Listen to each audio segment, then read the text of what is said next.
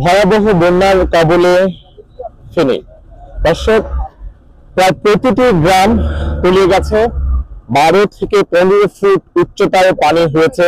বিশেষ করে সবচেয়ে বেশি যেটি ক্ষয়ক্ষতি হয়েছে ফেনীর পরশুরাম, সোনাগাজী, ফুলগাজী এবং আশপাশের যে সকল এলাকা রয়েছে সেই সব এলাকায় কিন্তু একেবারেই জলমগ্ন হয়ে গেছে এবং উদ্ধার কাজের যে তৎপরতা সেই তৎপরতা কিন্তু সকল স্বেচ্ছাসেবী সংগঠন, আর্মি, তারপরে বিজিবি, এছাড়া অন্যান্য যে সকল বাহিনী রয়েছে, এয়ারফোর্স, বিমান বাহিনী সহ সবাই কিন্তু চেষ্টা করছেন যারা আছেন তাদেরকে উদ্ধার করে আশ্রয় কেন্দ্রে নিয়ে যাওয়ার জন্য।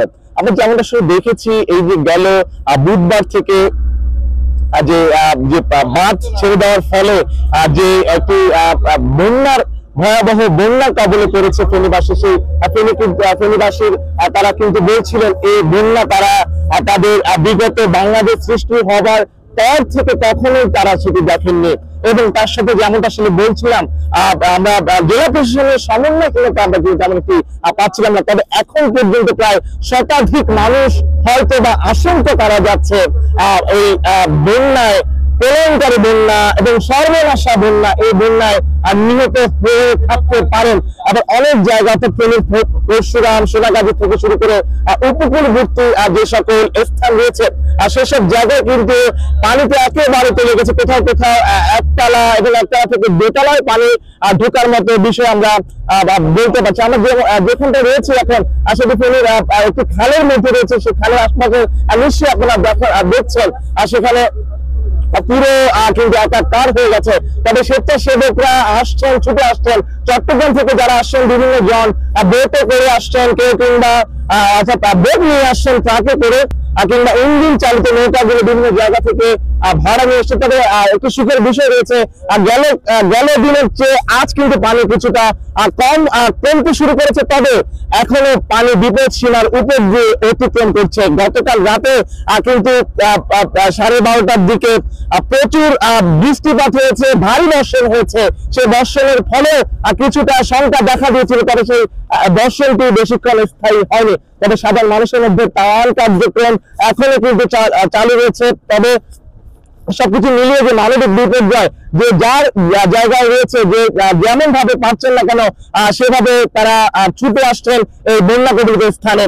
তবে দর্শক, আমি যখন আসলে লাইভটি করছি এর মধ্যে কিন্তু গুড়ি গুড়ি বৃষ্টি শুরু হয়েছিল, সকাল থেকে রোদ ছিল। আজ যেহেতু শনিবার আপডেট কিন্তু আপনার সন্ধ্যায় প্রায় 6টা বাজে, এখন এই 6টার আপডেট কিন্তু আপনারা দেখছেন।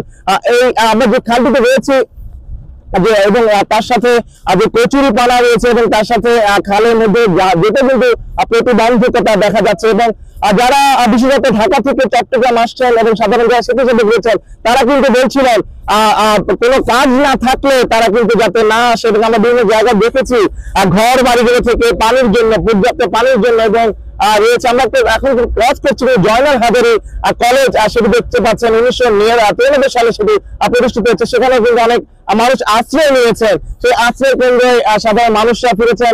তবে পানি কিছুটা কমলেও এখন যে অবস্থা রয়েছে, ভয়াবহ যে বন্যা সেই বন্যার কবলে সাধারণ মানুষদের মাঝে যে ভীতির সঞ্চার হয়েছে।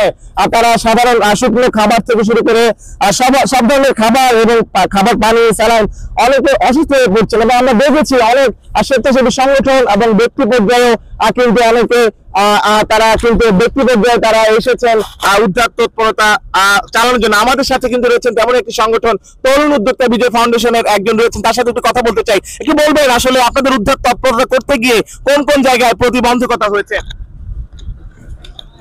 আসলে আমরা হচ্ছে যে আপনার আমরা গতকালকে এসেছিলাম, আমরা চট্টগ্রাম থেকে পরশুদিন রাতে আমরা রওনা দিয়েছি। গতকালকে সকালবেলা আমরা রাস্তায় অনেক জাম, ট্রাক কভার ভ্যান থাকার কারণে অনেক জাম লস্কা থেকে। তো আমরা গতকালকে আমরা বোটটা কি করছি, রাস্তার মধ্যে আমরা দিয়ে দিছি। রাস্তার মধ্যে আমরা বোটটা মেন রোডে নামাই। কি ধরনের মানুষদেরকে সহায়তা করেছেন? অনেকে প্রেগনেন্ট এবং শিশু বাচ্চাদেরকে আসলে আমরা থেকে আসলে উদ্ধার করতে বলবেন। আমাদের এখানে আমাদের বোর্ডে বেশিরভাগ আমরা রোগী উদ্ধার করেছি। আমরা সাধারণ মানুষ থেকে আমরা রোগীদেরকে প্রায়োরিটি দিয়েছি বেশি।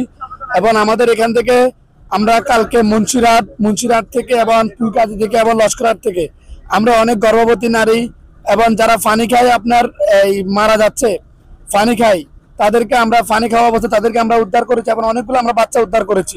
ধন্যবাদ। আসলে কেমন আসলে খাবার বা পানি নিয়ে এসেছিলেন?